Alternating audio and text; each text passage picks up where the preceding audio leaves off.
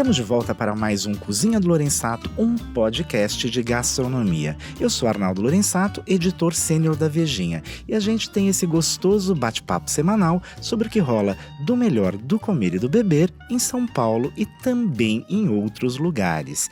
Muito bem-vindos! Ela se tornou a principal representante de uma culinária mediterrânea quase sem expressão na cidade, ao levantar a bandeira gastronômica da Grécia, branca e azul, 6 anos atrás, ofereceu receitas que antes estavam confinadas a um único e tradicional restaurante no bairro do Bom Retiro. Depois do Mix, seu primeiro negócio, vieram o Cozina, multiplicado em 3 unidades, o premiado Fotiá e também um italiano. Mas como ela mesma gosta de frisar, essa casa italiana é representante da Magna Grécia, o pedaço da Itália meridional que pertenceu aos gregos na antiguidade. Tenho o prazer de receber aqui no estúdio a chefe Mariana Camargo Fonseca. Muito bem-vinda, Mariana. Obrigada pelo convite, Arnaldo. Muito feliz em estar aqui. Eu é que estou feliz porque a gente finalmente vai poder falar de cozinha grega. Aliás, pela primeira vez em 23 anos da publicação do Guia Anual, Veja Comer e Beber, né, a gente tem um restaurante grego destacado, né? Qual foi a importância de o Fotiá ter sido considerado o restaurante número 1 da sua especialidade aqui em São Paulo? O Fotiá é um presente, assim, porque eu posso fazer uma cozinha muito, muito simples, que é o que eu realmente gosto de fazer, voltando muito às origens do que eu fazia enquanto eu morava na Grécia, trabalhando com fogo, e que hoje voltou a ser tendência, mas que é uma coisa que eu fazia 15 anos atrás. O Fotiá vencer o Comer e Beber, principalmente sendo a primeira vez que tem, né, a categoria grego na Veja. Não tinha volume, né? Não tinha expressão, né? Eu brinco Isso que eu acontece podia concorrer depois de comigo você. mesma. E concorreu, né? Eu acho que é justo aquelas bem. Não, mas brincadeiras à parte, o Fotiá ser premiado, ele premia todas as minhas casas e todos esses anos de trabalho. Que para mim é uma evolução. Então a gente começou com o Mickey, que traz um pouco da experiência do que eu vivi na Grécia. Depois eu quis trazer o Cozina, que é uma cozinha mais simples, é uma cozinha mais autêntica em termos de Grécia. E depois vem o Fotiá, que é uma explosão de sabores, mas que junta tudo isso. O que eu vivi, essa simplicidade, e ao mesmo tempo é uma cozinha muito de raiz grega. Então, assim, quando você vai pra Grécia, é o que você come. Não é a primeira vez que você é premiada, porque no ano passado o Cozina ganhou de bom e barato, né? Ele se destacou em 2018 e é um restaurante que o ticket médio em geral não ultrapassa R$115. E qual a importância desses prêmios para os seus negócios? Porque são 2 já premiados. São dois restaurantes premiados. E é exatamente isso, eu resumo como a valorização do meu trabalho e do trabalho da minha equipe, né? Porque assim, são 7 anos no mercado e há 7 anos minha equipe está comigo. Então quem estava no Mickey foi pro Cozina, me ajudou a montar o Cozina. Quem estava no Cozina foi pro Fotiá, me ajudou a montar o Fotiá. Então a gente vai crescendo junto. Então eu brinco com eles, eu falo assim, a gente passa mais tempo juntos do que a gente passa com a nossa família. Então assim, eles são minha família. Então assim, é valorizar o trabalho de cada um que está comigo há tanto tempo, sabe? É muito gratificante. Como você consegue, no caso do Cozina especificamente, eu vou fazer uma pergunta sobre o Fotiá já, oferecer preços tão razoáveis com uma qualidade tão boa? A nossa margem é bem pequena, Arnaldo, mas foi uma escolha. Porque eu acredito em comida boa e comida barata. Então, assim, ganhar esse prêmio para mim o ano passado foi um presente, porque é o que eu realmente acredito. Eu gosto de comer bem, mas eu gosto de gastar pouco. E hoje eu acredito que o cliente, em geral, ele sabe o valor do produto. Antigamente, você podia cobrar um prato de macarrão, sei lá, R$100 e a pessoa pagava. Hoje ele sabe quanto custa o tomate pelado, ele sabe quanto custa o quilo do tomate fresco, ele tem acesso a uma pasta de qualidade. Então, assim, é o respeito ao cliente. Então, a gente tenta fazer isso em todas as casas. A gente perdeu isso um pouco no Mickey, porque existiu uma explosão, por exemplo, de preço dos frutos do mar, que é inviável a gente manter o que a gente mantinha lá atrás. Mas é uma coisa que eu sinto muito, sabe? No caso do Fotiá, por que as porções são tão grandes? Porque eu Mas- quero ir lá, eu não consigo, não adianta. A primeira vez eu fui sozinho no restaurante, eu falava, gente, mas eu vou ter que levar uma quentinha, é muito grande. Tem que levar um batalhão pra comer. Né? Exato. Ele acaba sendo um restaurante barato quando você vai em grupo mesmo, Sim. porque você divide, é uma enormidade de comida. Então, você conheceu a Grécia. Eles têm essa fartura, né? Eles gostam de compartilhar. Eu nunca sentei numa mesa na Grécia que não fosse para compartilhar. Então, assim, o Fotiá veio muito forte nisso. Hoje, eu falo para minha equipe, eu falo assim, pessoal, tem gente que vem sozinho. Então, assim, faz meia porção. Hoje, por exemplo, a gente tem o peixe inteiro, né? Que é, para mim, o carro-chefe. Hoje a gente está fazendo o filé do peixe na grelha. Exatamente porque muitos clientes pediram, falaram assim, Mari, eu quero vir comer esse peixe, mas não dou conta. Então, a gente está começando a ter opções menores, mas a ideia mesmo é você poder vivenciar essa experiência de família, de amigos. A gente tem aqui no podcast, felizmente, para mim, a felicidade sempre, um número maior de ouvintes. E esses ouvintes estão em todas as partes do país. Alguns até no exterior mandam mensagem, aliás, continuem mandando mensagem. Adoro os comentários e tal. Então, para essas pessoas, explica um pouco como que é a cozinha do Mickey. Você já disse que tem frutos do mar. Aliás, o Mickey é o restaurante que eu nunca tive a melhor experiência, mas eu comi lindamente lá. Eu queria falar isso aqui, que era um ouriço do mar, que é uma coisa impressionante, como se faz na Itália e Grécia, né? Eles têm um padrão ali, que é o ouriço puro, que é uma delícia. Tem o cozina e o fotiá. O que as pessoas vão encontrar lá? O que diferencia um do outro? É porque não é igual, né? Não, pelo contrário. Assim, eu até brinco que eu tenho 3 saladas gregas. Cada uma tem a sua personalidade ali, né? Então, a do Mickey é de um jeito, a do Cozina é de outro e a do Fotiá é de outro. Eu acredito que o Mickey… Primeiro que o Mickey reflete muito o que eu vivi na Grécia. Então, assim, o grego, ele não come moussaka todo dia. Não faz parte da rotina dele, sabe? Nem na casa da Yaya é uma coisa que eles comem como eles comiam antigamente. Então, você pega hoje, o grego, ele tem uma comida muito mais voltada para o Mediterrâneo do que voltado para a terra mesmo. Então, assim, quando eu vivi na Grécia, eu comia de um tudo. Eu tinha grandes amigos gregos, grandes amigos italianos. E o Mickey é uma mescla de todas as minhas experiências em Mykonos, que foi o que eu vivi em Mykonos. Então, eu trago receitas gregas, mas que tem esse toque de mundo também. Porque Mykonos, eu falo, Mykonos já não é mais Grécia. Mykonos faz parte do mundo, né? Ele é um lugar que funciona por si só. Então, assim, o Mickey eu acho que é isso. Eu trago muito da minha experiência nas ilhas. Então, esse foco em frutos do mar. E aí o Cozina eu quis trazer exatamente o oposto. Eu quis focar na terra, que é uma grande paixão, que eu aprendi a amar na Grécia. Foram os vegetais, os legumes, exatamente porque como tudo lá é muito simples, né? Quando você foge um pouco de Mykonos, você vive a verdadeira Grécia. Então, assim, eu consegui trazer para o Cozina essa simplicidade que o Mickey não tem tanto, porque eu quis trazer o que eu vivi lá. O que eu comia, enfim, o que eu… É o mais sofisticado dos 3, né? Eu nem acho que ele seja tão sofisticado assim. Porque, assim, meu prato-chefe é um polvo grelhado com azeite e flor de sal. Tá. Então, assim, eu trago exatamente o que eu…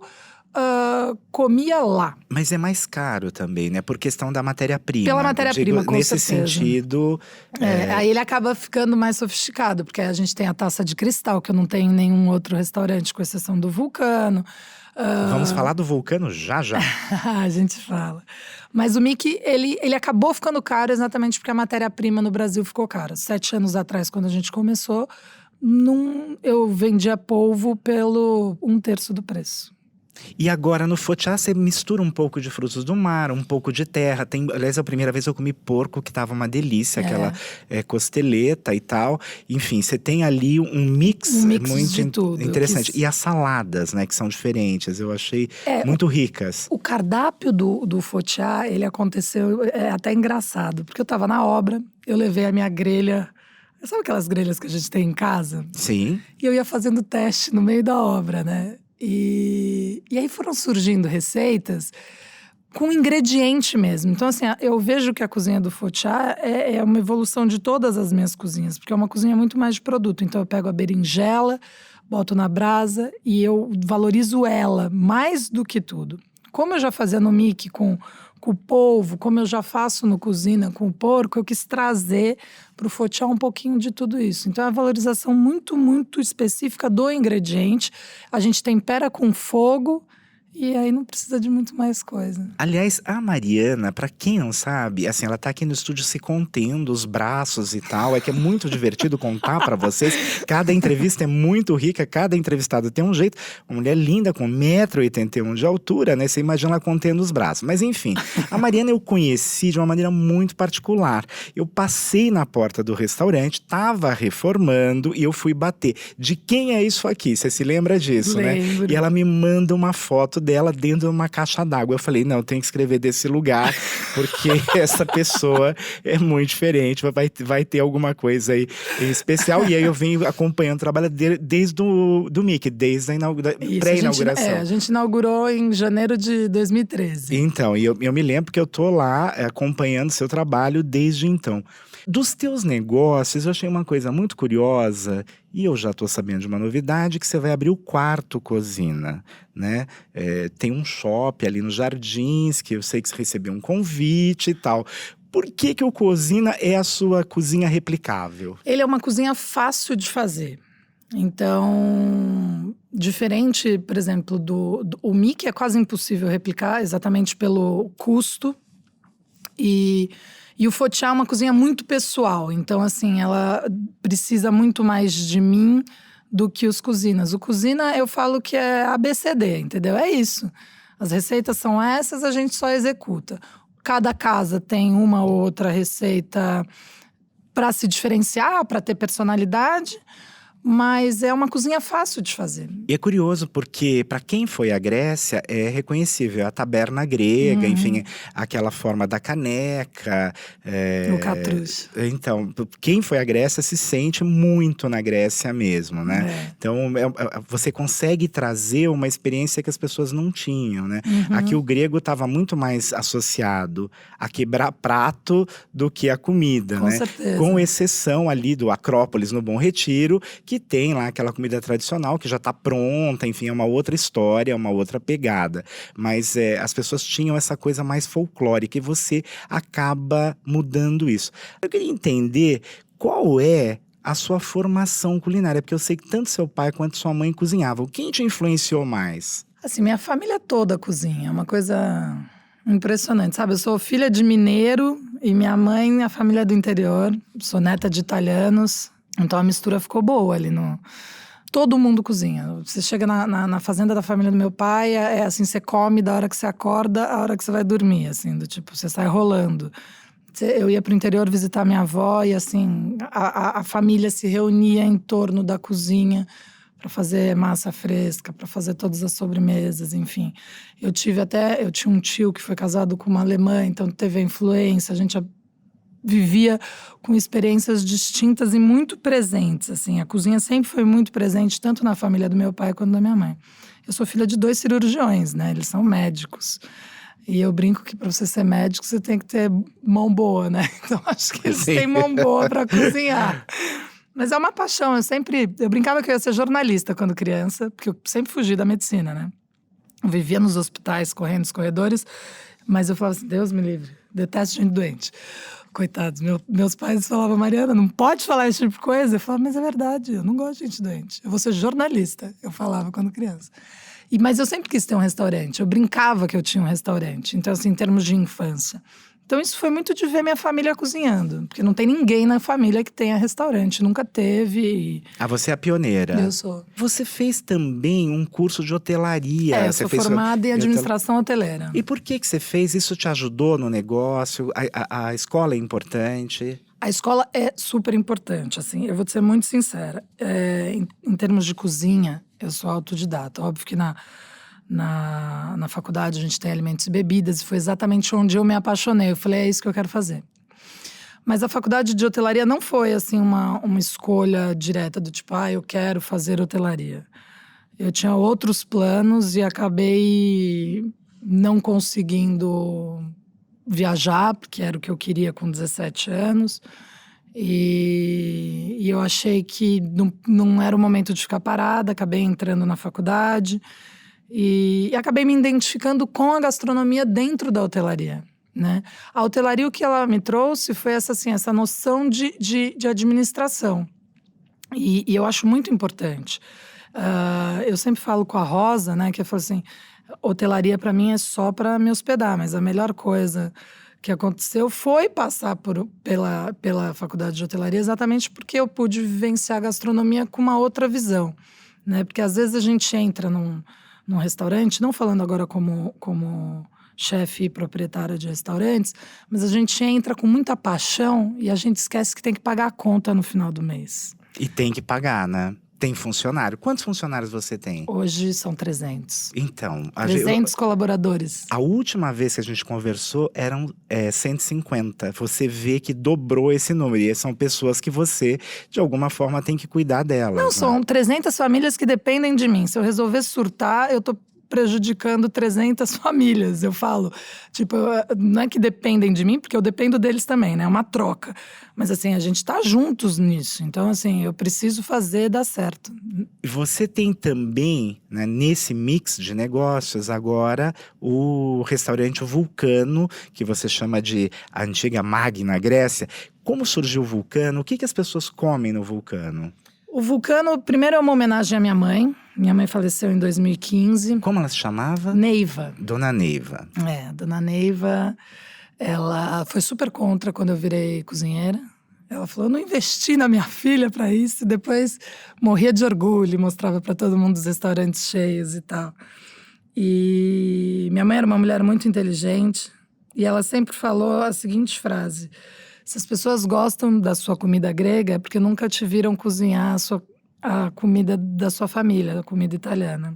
E então, sempre foi um sonho da minha mãe que eu fizesse um restaurante italiano. E o Vulcano já está no armário há bastante tempo. E veio a oportunidade com os meus sócios. Eles são italianos, são meus clientes há muito tempo. Então você tem duas sociedades diferentes. Uma para o grupo de casas gregas e uma para esse restaurante italiano. O Vulcano eu tenho sócios italianos especificamente. Eles são meus clientes de longa data e eles tinham o ponto no Oscar Freire e eles falaram, Mari, se a gente tinha que fazer alguma coisa juntos. Eu falei assim, eu tenho um projeto. Um dos meus sócios é romano e o outro é napolitano. Eu falei assim, eu queria fazer uma cozinha do sul da Itália. E foi assim que o Vulcano surgiu. Para falar a verdade, o projeto já existia. E aí eu juntei o útil ao agradável. Os sócios italianos, o sonho da minha mãe e essa história, né? Porque o Vulcano traz muito de história. Porque a Grécia, enfim, você vai para o sul da Itália, é muito presente, né? Então, eu consegui juntar tudo. E no Vulcano é exatamente isso. Eu trago receitas do sul da Itália, da Calábria para baixo. Eu tenho família calabresa e tenho família no norte da Itália. Eu foquei nas receitas da minha avó da Calábria. E eu tentei trazer muito o Mediterrâneo para conversar com a Grécia. Aliás, aquele grão de bico frito é viciante, né? Que você serve ali para quando as pessoas chegam, não é nem cobrado e tal, uma delícia. Mas você sabe que eu morria de vergonha desse grão de bico? Mentira! Gente, eu recebia meus amigos em casa e minha avó fazia isso. E eu falava, por que você não é uma avó normal que serve pipoca? Olha, essa pipoquinha de grão de bico, a sua avó acertou. Ela super acertou, ela é maravilhosa. Dona Natalina. Aos 18 anos, você resolveu bater na porta do Di Bistrô do Cássio Machado, que o restaurante não existe mais. O que te levou, o que te impulsionou nessa época? Eu já estava na faculdade de hotelaria, administração hoteleira. E eu sempre gostei de cozinhar. E como eu estava já ali no meio, eu comecei a ter aula de alimentos e bebidas. Nós tínhamos amigos em comum que me apresentaram para o Cássio. E eu comecei a estagiar lá com 18 anos, 1999. E como foi trabalhar com o Giancarlo Bolla? Giancarlo é um lorde, né? Era um lorde. Era um lorde, assim. Essa era uma figura, uma delícia de conversar. Não, e assim, uma experiência de vida, né? Era encantador trabalhar com ele. A gente trocava muita figurinha, assim. Foi muito, muito intenso o trabalho com ele. E eu aprendi muito. Não tem Lá muito você o que começou no Latambui e depois você passou pro Leopoldina. eu fiquei… durante a obra do Leopoldina, da Daslu, eu fiquei entre o Latambui e o Leopoldo. Eu passava nas casas, eu ficava o dia inteiro em imersão, exatamente para absorver bastante do que o Giancarlo entendia como cozinha. Então eu passava em todas as cozinhas, eu ficava um tempinho no Bar des Arts, mas assim, o foco era o Leopoldo, que ficava ali na frente do Iguatemi, e o Latambui. E o que te levou para a Grécia em 2005? Quando eu saí do Leopoldina, eu fiquei um pouco sem rumo. Eu falei assim, meu Deus, o que eu vou fazer da minha vida? Eu vivi durante 2 anos em função disso. Eu respirava Leopoldo, Leopoldina, Latambui, minha vida era isso. Aliás, que não existem, só existe o Latambui, hoje tocado pela Carla Bolla, filha as duas moças, aliás, né? E tocam o restaurante. Eu fiquei um pouco sem rumo, eu falei assim, o que eu vou fazer? E aí eu resgatei aquela vontade de, quando eu tinha 17 anos, de viajar. Eu falei assim, acho que não viajei com 17, porque minha mãe não deixou. E acabei ficando, e foi o momento. Então, com 24 para 25 anos, eu peguei minha mala e fui embora. E aí você se apaixonou pela cozinha grega? Você não conhecia? Como que era isso? Essa relação, para mim, que é curiosa. Acho que a gente nunca conversou direito sobre isso. É como surgiu essa paixão. Pra falar a verdade, eu fui para passar um ano viajando e, enfim, eu tenho grandes amigos na Europa inteira. Um ano sabático. E eu acabei que, além de me apaixonar pela Grécia, eu me apaixonei, né? E eu fui ficando na Grécia. Eu casei e eu criei raízes. Eu fiquei por lá por 5 anos, né? Eu montei minha casa, eu trabalhava todos os verões. E eu ficava o inverno na Grécia. Quando não tem ninguém, eu tava lá, feliz. Não, sei bem, porque eu viajei pra Grécia no inverno com dica sua. Você me falou, olha, a Grécia funciona, apesar de tudo não funciona tudo, mas você pode ir. Porque eu só consigo viajar no período do inverno no hemisfério norte, então é difícil. Você fala grego? Você aprendeu o idioma? Eu tive que aprender, né? Porque é um pouco a sobrevivência. Principalmente no inverno, poucos são os locais que falam inglês. Então, assim, eu acabei de ouvido, de tanto bater com a cara na porta, assim, porque eu não entendia o que falava, eu fui aprendendo. Eu tenho um caderninho até hoje, um dia eu vou te mostrar. Eu escrevia as palavras da maneira que eu entendia. Entendi. Eu fui criando um vocabulário meu, particular. E aí, de ouvido, eu fui falando. Então, assim, 5 anos lá, eu comecei a falar. E você tem casa até hoje lá? Eu não tenho mais, meu ex-marido tem. Você tinha casa em Mykonos e em Atenas. E quantas vezes por ano você vai à Grécia? É necessário você voltar? Como que é isso? Eu vou umas 5 vezes por ano, mais ou menos. Eu vou muito assim… Por exemplo, primeiro no verão eu faço esse intercâmbio com alguns chefes que eu conheço.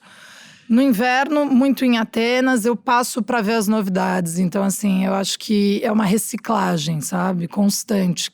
Exatamente por eu não ser grega, eu tenho essa necessidade de manter um vínculo muito estreito com a Grécia. E eu sou apaixonada por aquele país. E, aliás, Atenas é uma cidade impressionante, porque é uma capital linda e funciona muito bem no inverno como capitais, né? Tudo funciona. Eu sou apaixonada por Atenas. Apaixonada. Eu acho que eu ando melhor em Atenas do que eu ando em São Paulo. Mas é porque também é uma cidade mais tranquila do que a nossa, né? Tem tudo isso aqui para dar certo. Agora, você é uma mulher que tem 1,81 m, tá aqui sem um pingo de maquiagem e tal, não sei o que, é uma mulher bonita. eu queria saber, você tentou carreira de modelo? Como que foi isso? Ah, mas assim, acho que como todas as meninas de 1,80 m e 50 e poucos quilos, em algum momento passou por essa experiência. Mas quando eu tinha 13 anos, eu fui modelo da Elite. Ah, chegou a fazer modelagem profissional mesmo? Mas então. muito pouco tempo. Entendi. Porque eu não era muito…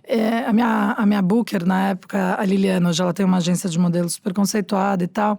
Ela falava uma coisa que ela falava assim, sabe por que a sua carreira não deu certo? Porque você não ia nos castings, você não esperava os testes. Então assim, fica meio difícil, né? A modelo impaciente. É que, gente, vocês não viram que ela já mexeu esses braços aqui. É incrível, tá divertidíssimo. Bom, nós vamos agora para Fast Food, a nossa sessão de perguntas rápidas para respostas ainda mais rápidas. Qual a sua participação no negócio dos restaurantes gregos? Qual a sua porcentagem? 50%. 50%? De todos os gregos. E do italiano, do Vulcano? 33%. Então você tem uma participação muito efetiva. Uhum. Sim. Você declarou que é controlador e gosta de saber tudo o que acontece nos seus restaurantes. Como você faz isso em 7 casas? Eu falo, eu não faço, né? Mas eu tento.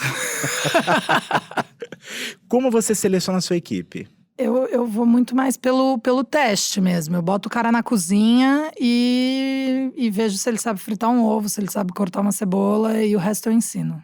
É verdade que você não tolera erros? Eu não tolerava. Agora eu já tô bem mais… Acho que a maturidade e a maternidade me deixaram mais… Mas, por exemplo, eu não gosto de errar. Se a minha equipe erra, é um erro meu. Então, quem errou fui eu que tô errada, eu que preciso melhorar. Eu me cobro muito. Mas eu não tolerava antes as pessoas errarem. Hoje eu entendo que o erro é meu e eu tenho que ensinar de novo. Você tem câmeras instaladas em todos os restaurantes. Elas estão na cozinha também? É óbvio. Como é a rotina de visita a esses estabelecimentos? Porque eu sei que você roda bastante, eu vejo isso, né? Então, como que é isso?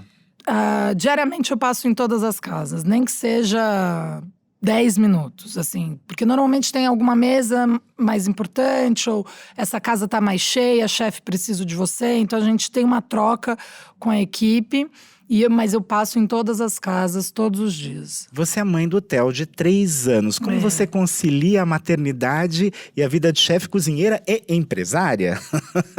O Teodoro foi a melhor coisa que aconteceu na minha vida. Assim, pra falar a verdade…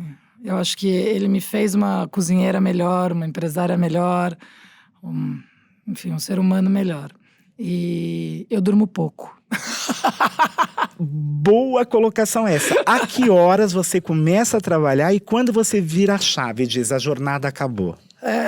Eu começo a trabalhar normalmente 10 da manhã. Todos os dias, 10 da manhã, eu já tô na função restaurantes. Mas por quê? Porque eu criei uma rotina para mim. Então, eu acordo todo dia às 6 da manhã, faço ginástica e o resto do tempo é pro Teodoro. Eu dedico a minha manhã para ele. E aí, 10 da manhã, eu encaro o mundo. Aí, corro de um lado pro outro e tal. Volto para casa, normalmente, 6, 7 horas para vê-lo. Então, eu fico mais 1 hora no fim do dia com ele. E aí, eu vou correr as casas de novo. Você tem um negócio que não deu certo, o Café Mediterrâneo. Por que você abandonou esse projeto? O Café Mediterrâneo foi uma soma de erros. Eu acredito que, infelizmente, eu não estava pronta para mais um negócio. E eu não tive estrutura, não tive… Como é que eu posso dizer assim? Faltou um background de sócios, vamos dizer, para segurarem a coisa. Sozinha eu não consegui, infelizmente. Porque era um projeto lindo. Aliás, como você consegue convencer seus sócios a investir? Eu cozinho para eles. O que você classifica como comida de verdade? Comida de verdade é ingrediente. Quanto mais simples, melhor. Qual outro restaurante grego de São Paulo, além dos seus, você indicaria? Essa pergunta é complicada. Eu acredito que o Acrópolis, em função da história. Qual restaurante em Atenas você indicaria aos nossos ouvintes? Quem for viajar para Atenas? Nossa, Atenas são tantas experiências, mas assim, eu acredito que o Fun Gourmet é uma experiência única e que, se o nosso ouvinte puder viver vale a pena. Qual deve ser evitado em Atenas? Fuja das tavernas turísticas, sabe? Quando você tá passeando por Acrópolis, porque você tem que passear. Você sai de Acrópolis, você vai dar de cara com 200. Fuja, saia, correndo delas. Não. Então está aqui a dica preciosa. Em Atenas, evite as tabernas turísticas. Aliás, uma recomendação. Antes de ir para Atenas, passe no Cousina para entender o que você vai encontrar na Grécia. Isso, muito bem. Nós vamos para a parte mais gostosa do programa, receitinha. O que tem no cardápio da Mariana ou da Mari para o Cozinha do Lorenzato.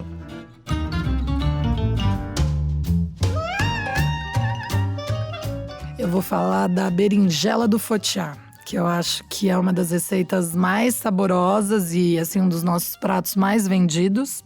E que dá para super reproduzir em casa. Óbvio que a gente usa a grelha, a brasa, mas a ideia é pegar uma berinjela, partir ela no meio, passar bastante azeite. Se você preferir, frigideira ou forno. Na frigideira, 5 minutos de cada lado. No forno, 10 minutos de cada lado.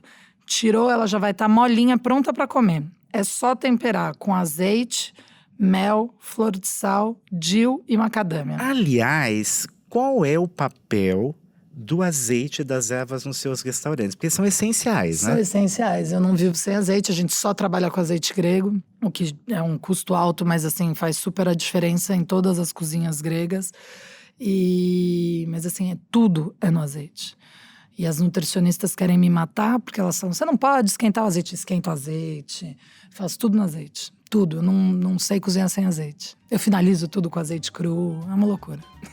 Eu sou Arnaldo Lorenzato e recebi hoje aqui no estúdio a chefe Mariana Fonseca. Muito obrigado, Mariana. Muito obrigada pelo convite, feliz em participar. Até a próxima sexta, um abração a todos.